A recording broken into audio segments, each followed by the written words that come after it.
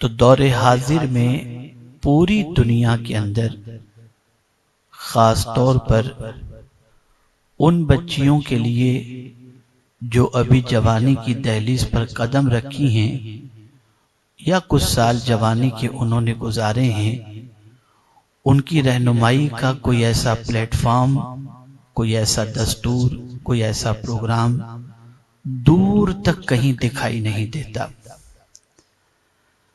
اگر میں یہ کہوں تو غلط نہ ہوگا کہ اگر اس وقت دنیا بھر کے اندر سینکڑوں بچیاں یا پس پردہ میرے سامنے اس وقت کچھ بچیاں میری گفتگو سماعت کر رہی ہیں، تو میں یہ کہنے میں حق بجانب ہوں کہ میں سینکڑوں بچیوں سے نہیں، سینکڑوں نسلوں سے گفتگو کر رہا ہوں،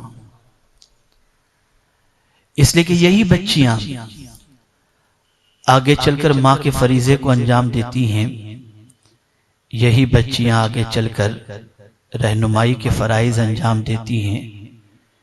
کبھی بیوی کی شکل کے اندر شوہر کا ہاتھ بٹاتی نظر آتی ہیں، کبھی ماں کی شکل کے اندر بچے کی پرورش کرتی نظر آتی ہیں، کبھی دادی کی شکل میں پوتوں پر شفقتیں بکھیرتی نظر آتی ہیں۔ لیکن یہ جو ایج ہے جسے ہم ٹین ایج کہتے ہیں، 13 سے لے کر 19 تک، وہ سب سے ڈینجر ایج بچیوں کے لیے اور بچوں کے لیے ہے۔ اس ایج کے حوالے سے میں ایک جملہ عرض کروں گا کہ اس ایج میں جس بچی کے قدم پھسل گئے وہ تباہ ہو گئی، اور جو سنبھل گئی اس کا مستقبل سنبھل گیا۔ چونکہ ایک بچی جب جوانی کی دہلیز پر قدم رکھتی ہے تو اس کے اندر شوخیاں پیدا ہوتی ہیں، اس کے جذبات مشتعل ہوتے ہیں، اس کے ہارمونز چینج ہوتے ہیں، اس میں چنچل پن آتا ہے، اور اسی شوخی کے اندر، اسی چنچل پن کے اندر اسے یہ نہیں معلوم ہوتا کہ اس کے لیے پرائیورٹی کیا ہے۔ نتیجتاً اس کی شوخی سے، اس کے چنچل پن سے کوئی عاشق مزاج غلط فائدہ اٹھاتے ہوئے، سبز باغ دکھاتے ہوئے اس کی زندگی سے کھیل بیٹھتا ہے۔ نتیجتاً اس کا مستقبل گہری تاریکی کے اندر ڈوبتا دکھائی دیتا ہے۔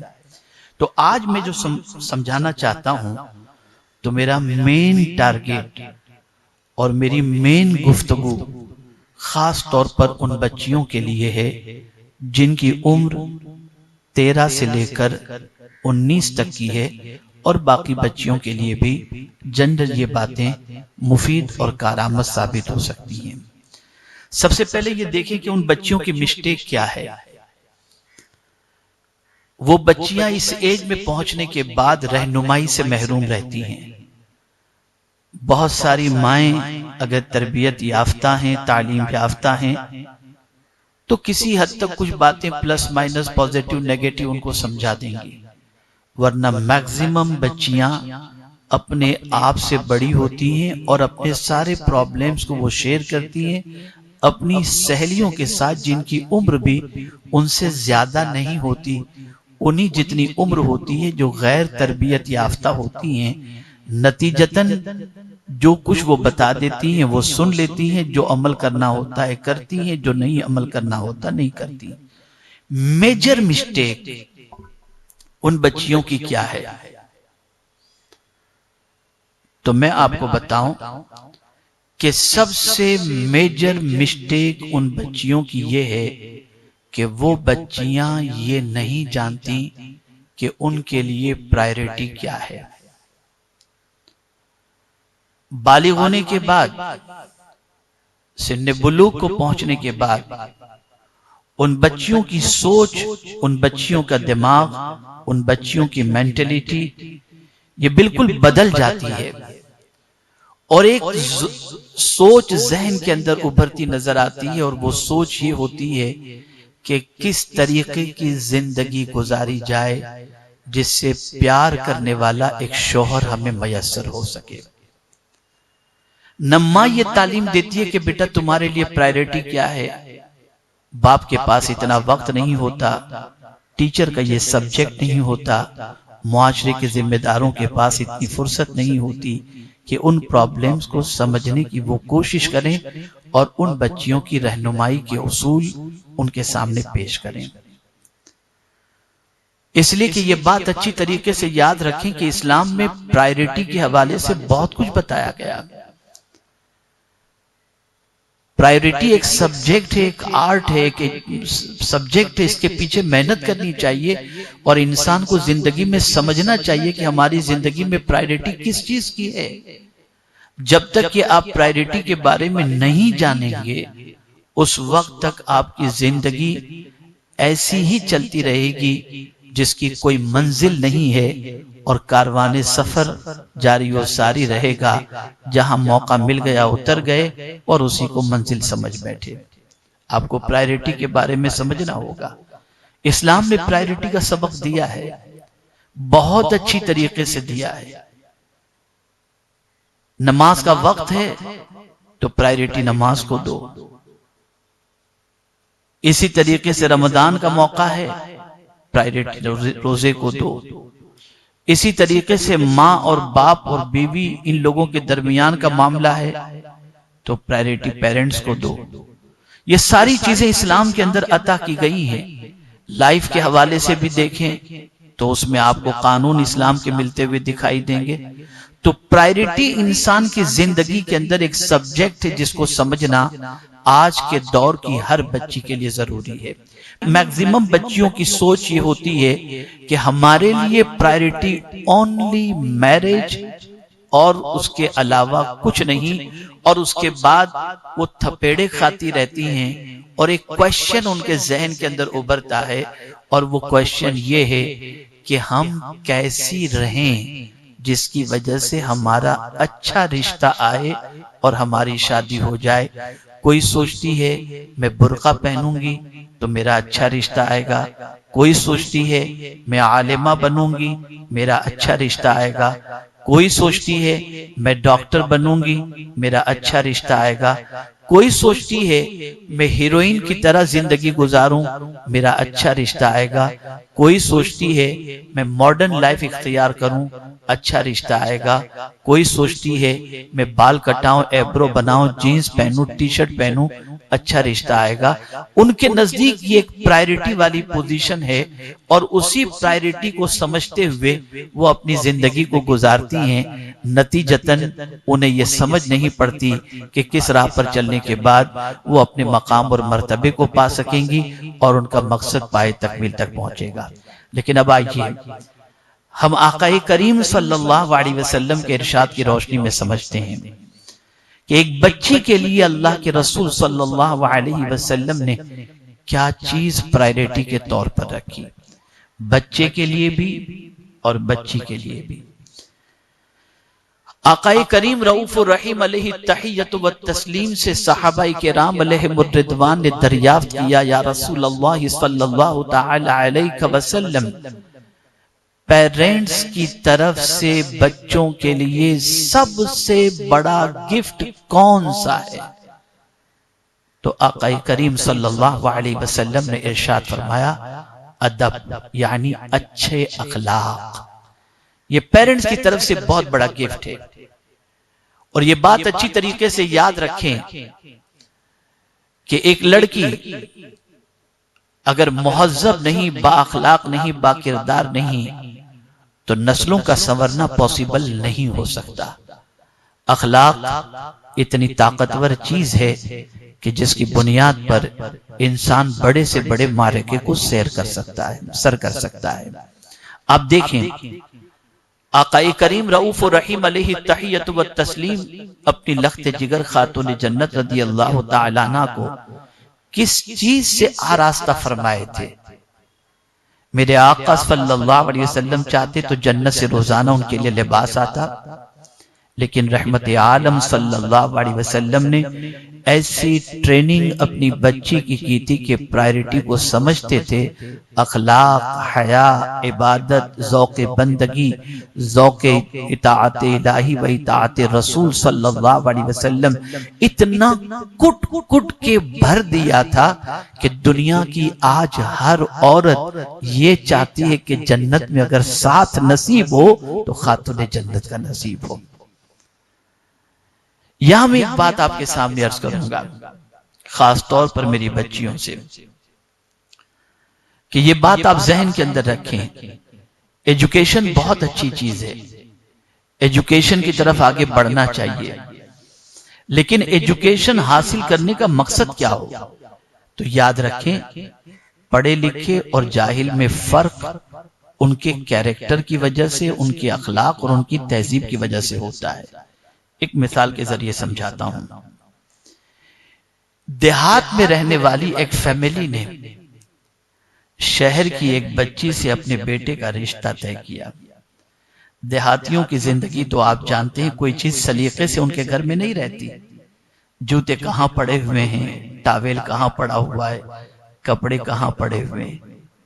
شہر کی پڑھی لکھی ایک لڑکی شہر میں آئی بہو بن کر، تو اس نے فرق بتا دیا کہ پڑھے لکھے اور جاہل میں کیا فرق ہوتا ہے۔ سب سے پہلے گھر میں آنے کے بعد اس نے گھر کے انداز زندگی کو تبدیل کرنے کی کوشش کی، بتا کر کے نہیں، کر کے۔ سب سے پہلا کام اس نے یہ کیا کہ جوتے کے لیے اس نے اسٹینڈ بنایا، جوتے سلیقے سے رکھنے شروع کیے۔ اس کے بعد باتھ روم کے اندر ٹاویل، کبرڈ کے اندر جس طریقے سے جیسے تیسے کپڑے پڑے رہتے تھے ان کو اچھی طریقے سے طے کر کے رکھنا اس نے شروع کیا۔ گھر والوں کو عجیب لگنے لگا کہ یہ کیسی بچی ہے، کیا کیا کر رہی ہے۔ لیکن ایک بات یاد رکھیں، اچھائی میں اتنی طاقت ہوتی ہے کہ جس کا اعتراف دنیا کی ہر قوم کرنے کے لیے تیار ہو جاتی ہے۔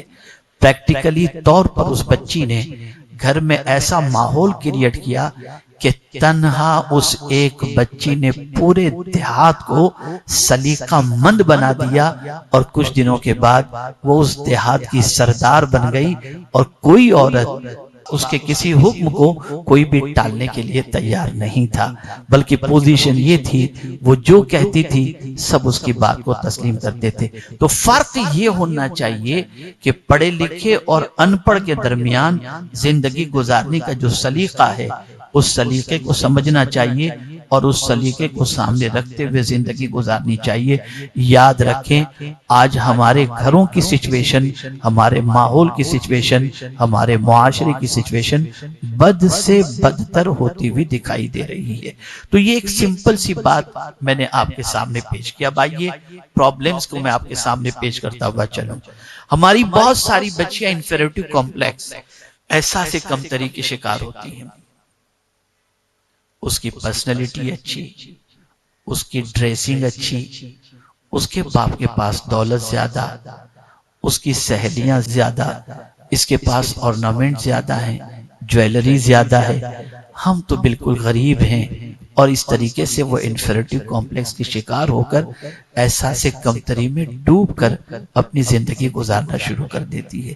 اس کا ایزی سولوشن میں آپ کو بتاؤں، ایزی سولوشن یہ ہے، آپ اپنی سوچ کو بدلیں، اور سوچ کو بدلنے کا طریقہ یہ ہے کہ آپ کے پاس کیا نہیں ہے اسے دیکھنے کی بجائے آپ کے پاس کیا ہے اسے دیکھنے کی کوشش کریں، تو آپ کو شکر کرنے کا جذبہ پیدا ہوگا، اور یہ احساس کمتری آپ کے اندر سے نکل جائے گی۔ اور یہ بات یاد رکھیں اور اچھی طریقے سے یاد رکھیں، کسی بھی انسان کو ترقی نہ حسن کی وجہ سے ملتی ہے، نہ مال و زر کی وجہ سے ملتی ہے، نہ اقتدار کی وجہ سے ملتی ہے۔ کسی بھی عورت کو یا کسی بھی بچی کو یا کسی بھی بچے کو ترقی حاصل کرنے کے لیے جو سب سے کلیدی رول اس کی زندگی میں ہوا کرتا ہے وہ اس کا بیہیویئر ہے، اس کی حیا ہے، اس کا کیریکٹر ہے، اس کا ایجوکیشن ہے۔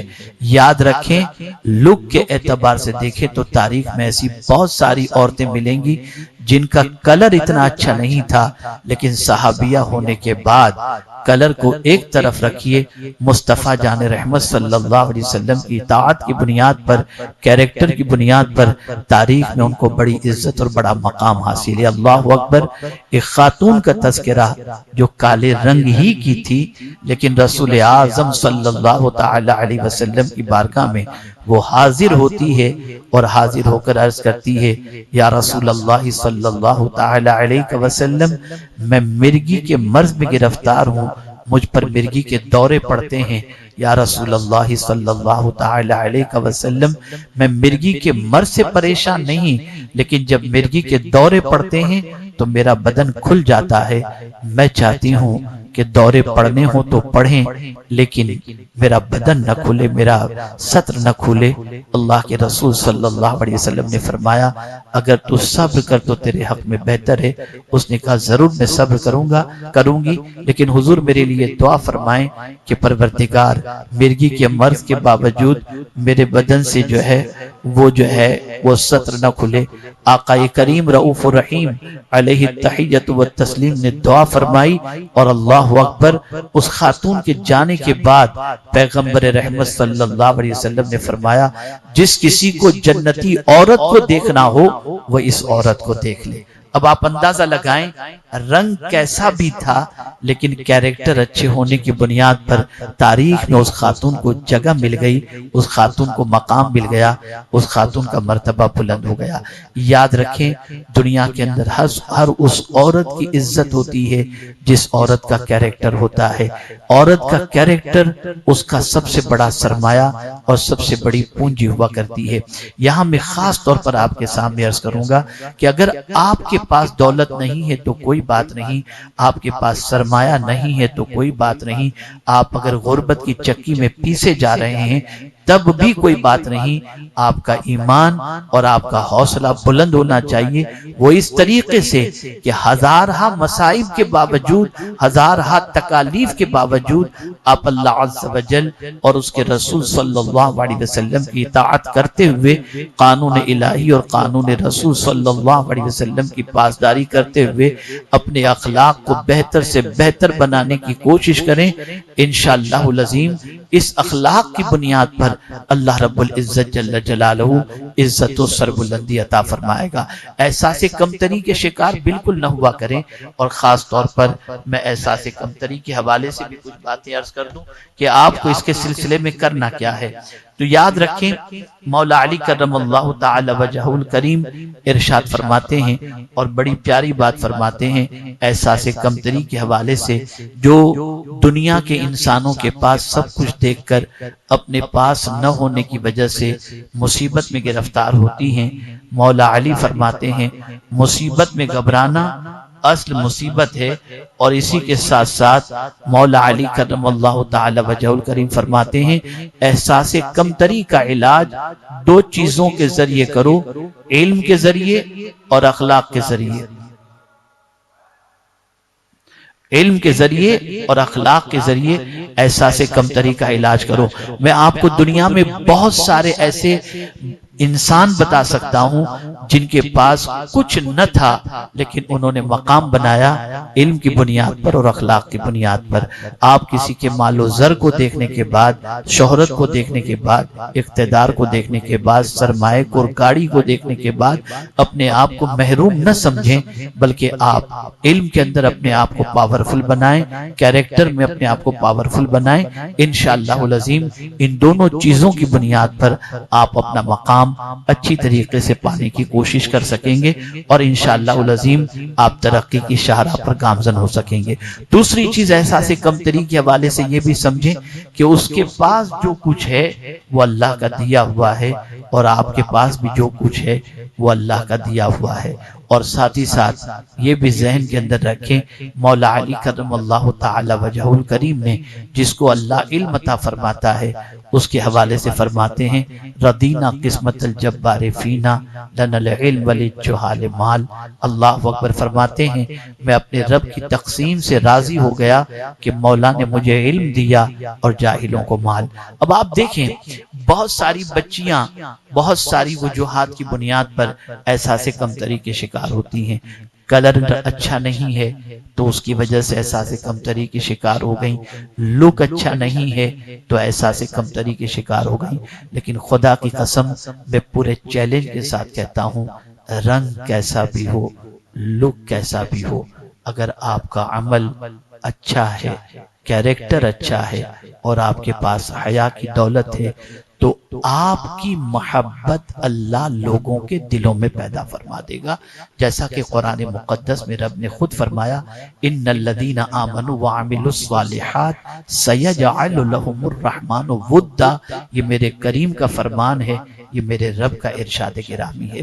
پرابلم یہ ہوتا ہے کہ مالداروں کو دیکھنے کے بعد، لک والوں کو دیکھنے کے بعد جبرن اپنے کلر کو چینج کرنے کے لیے آرٹیفیشل طور پر بیوٹی پارلر میں جا کر میک اپ سیکھ کر کے اور بہت سارا میک اپ کر کے عورتیں اپنی سچویشن کو چینج کرنے کی کوشش کرتی ہیں اور سمجھتی ہیں اس سے عزت ملے گی۔ میں آپ کو بتاتا ہوں کہ اخلاق کا زیور پہن لو، حیا کا زیور پہن لو، اچھے کردار کا زیور پہن لو، مولا تمہاری عظمتوں کو دوسروں کے دلوں کے اندر داخل فرما دے گا۔ آپ ایک چیز اور یاد رکھیں کہ ایک لڑکی کے لیے حیا کتنی عظیم چیز ہے۔ یوں سمجھیں کہ حیا پھول کی ایک خوشبو ہے، اگر پھول میں سے خوشبو نکل جائے تو پھول بے قیمت ہو جاتا ہے، حیا اگر عورت سے نکل جائے تو عورت کا وقار ختم ہو جاتا ہے۔ آپ جانتے ہیں حیا کتنی عظیم چیز ہے۔ آقا کریم صلی اللہ علیہ وسلم نے حیا کو ایمان کا شعبہ فرمایا، ایمان کا حصہ فرمایا۔ تو عورت کے لیے پرائرٹی جو سب سے زیادہ ہے، پرائرٹی جس چیز کو دینا ہے، حیا ہے، اخلاق ہیں، علم ہے اور عمل ہے۔ انہیں پرائرٹی دیجئے اور انہیں اپنی زندگی میں آپ اپنائیے۔